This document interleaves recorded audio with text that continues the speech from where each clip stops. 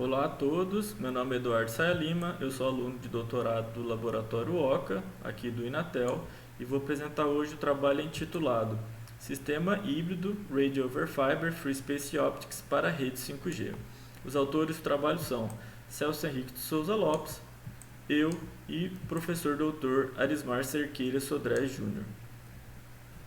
Eu fragmentei a minha apresentação em 5 tópicos: introdução e contextualização, descrição do arranjo experimental, apresentação dos resultados obtidos, conclusões e trabalhos futuros e, por fim, os agradecimentos. Como contextualização, o 5G ele surgiu em um contexto global apoiado em 3 principais cenários, nomeadamente Enhanced Mobile Broadband, que visa aumentar a taxa de dado em relação ao 4G, propiciando aí throughputs na ordem de gigabit por segundo, aplicações de realidade virtual, realidade aumentada e streaming de vídeo 4K. O segundo cenário é o Ultra Reliable Low Latency, que visa aí prover uma rede de alta confiabilidade e baixa latência para aplicações em indústria 4.0, cirurgias remotas e redes de veículos autônomos. O terceiro cenário é o Massive Machine Type Communication, que visa conectar um grande número de dispositivos provenientes de cidades inteligentes, aplicações de agricultura e principalmente do IoT. Um quarto cenário vem surgindo aí em um contexto mundial, também aqui com o esforço do Inatel, que seria aplicações para áreas remotas. E nesse contexto, o Inatel tem um projeto que seria aqui o 5G Range, onde o Inatel já construiu um modem 5G e que é capaz aqui de prover acesso até 50 km de raio. Em contrapartida a todas essas técnicas e soluções que o 5G vai propiciar, nós precisamos de soluções e que seriam os enablers, né? Que vão possibilitar que o 5G realize todas essas tarefas. Eu listo aqui alguns deles, por exemplo, Massive MIMO, redes definidas por software, virtualização das funções de rede, utilização de novas formas de onda, utilização aí de espectro adicional, principalmente aqui utilização em ondas milimétricas, e o aprimoramento das redes de acesso. Eu destaco aqui em vermelho onde nós atacamos nesse paper. No contexto de novas formas de onda, nós utilizamos a forma de onda FOFDM, proveniente aqui do nosso modem 5G nacional. Além disso, nesse trabalho nós também utilizamos o padrão 5G-NR. No contexto aqui de espectro adicional, nós utilizamos a faixa de frequência de 26 GHz, que tem sido padronizada aqui para o Brasil. No contexto de aprimoramento das redes de acesso, nós implementamos uma arquitetura híbrida, que baseia-se em uma arquitetura SerRAN. Então, utilizamos uma arquitetura centralizada. Além disso, utilizamos rádio sobre fibra analógico, ou seja, transmitimos o sinal já na frequência de interesse, diminuindo as tarefas aqui da radiobase, as tarefas de up conversion. E, além disso, utilizamos a técnica de Optical Wireless Communication para estender o link. Então, nós estendemos o link ARF utilizando aqui um enlace de FSO, principalmente aqui locais de difícil acesso à fibra ótica. Então, vou descrever aqui o arranjo experimental utilizado. Então, basicamente, nós utilizamos 3 sinais nessa arquitetura híbrida. O primeiro foi um sinal FOFDM em 788 MHz, com 10 MHz de banda, proveniente aqui do transceptor 5G do Inatel para long range. Esse sinal foi combinado com um padrão 5G-NR em 3,5 GHz e BW de 100 MHz. Então, esses 2 sinais entraram aqui em um duplexer e foram combinados com um sinal em 26 GHz e banda configurável aqui até 400 MHz. esses sinais elétricos foram lançados aqui à entrada elétrica de um modulador Mach-Zehnder. Na entrada ótica desse modulador, um laser DFB aqui, aproximadamente 1550 nanômetros, aqui passou por um controlador de polarização. A portadora ótica modulada, ela propagou por 12,5 km de fibra ótica monomodo até alcançar aqui um colimador. Aqui, como prova de conceito, implementou-se um link FSO de 1 metro em ambiente de laboratório.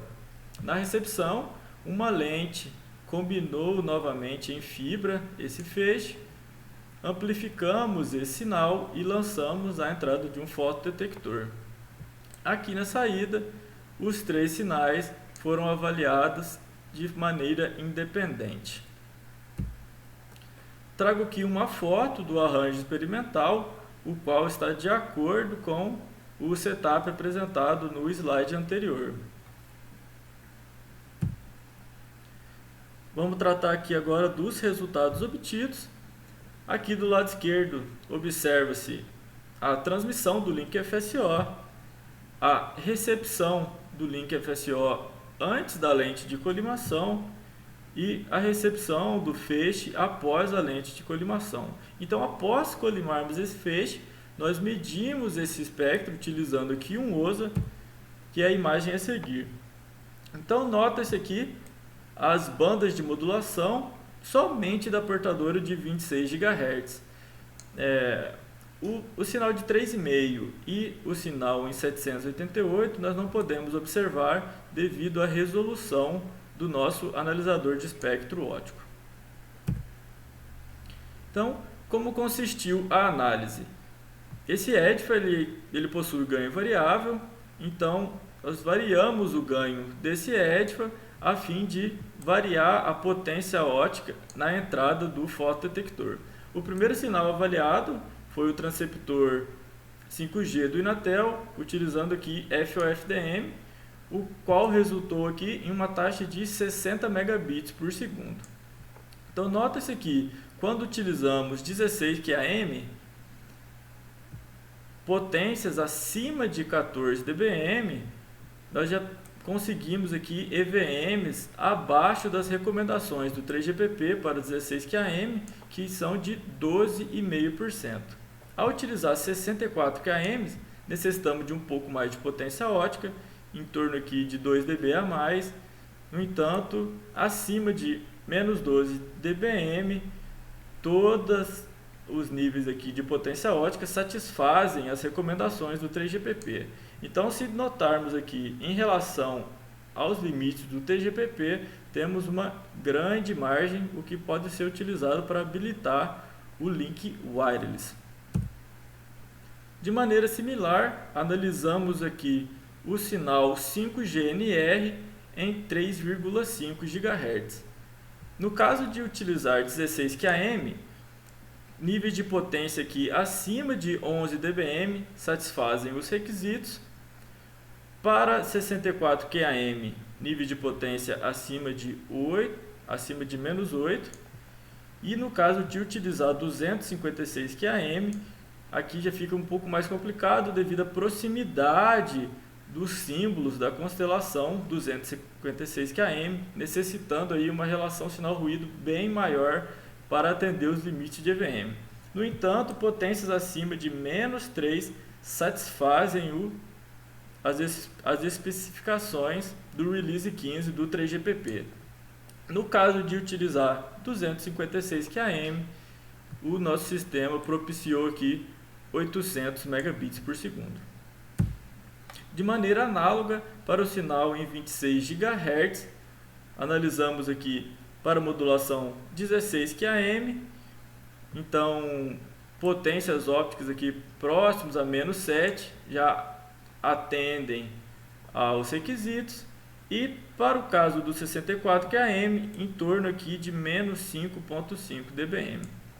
Para o caso aqui de 64 QAM, esse sinal aqui em 26 GHz propiciou 2,4 gigabits por segundo, que é uma taxa bem considerável para um sistema em ondas milimétricas. Então, nós colocamos todas as curvas juntas, somente aqui para avaliar a diferença entre elas devido à diferença de frequência e de banda.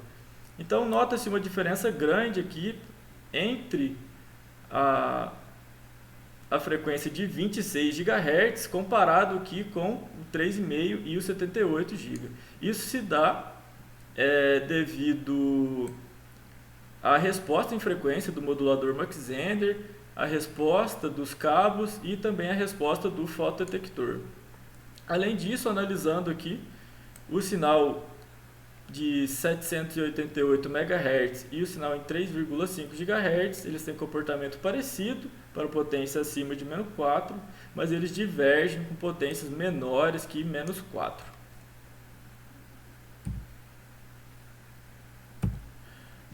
Como conclusões, nós apresentamos aqui uma solução de um front haul híbrido utilizando aqui 12,5 km de rádio sob fibra e um link FSO de 1 km para viabilizar acesso onde a fibra ótica não alcança. Nós realizamos a análise experimental desse sistema híbrido utilizando 3 sinais diferentes, um transceptor 5G do Inatel em 788 MHz, o padrão 5G-NR 3,5 GHz e um sinal MQAM em 26 GHz. Os sinais foram avaliados de acordo com as especificações de EVM-RMS do 3GPP Release 15. A taxa de bit total do sistema foi de 3,26 gigabits por segundo, atendendo com margem à regulamentação, demonstrando a aplicabilidade da solução híbrida para a rede 5G. Como trabalhos futuros, vislumbra-se a realização da transmissão wireless, ou seja, separar os sinais ali na saída do fotodetector e implementar os links wireless.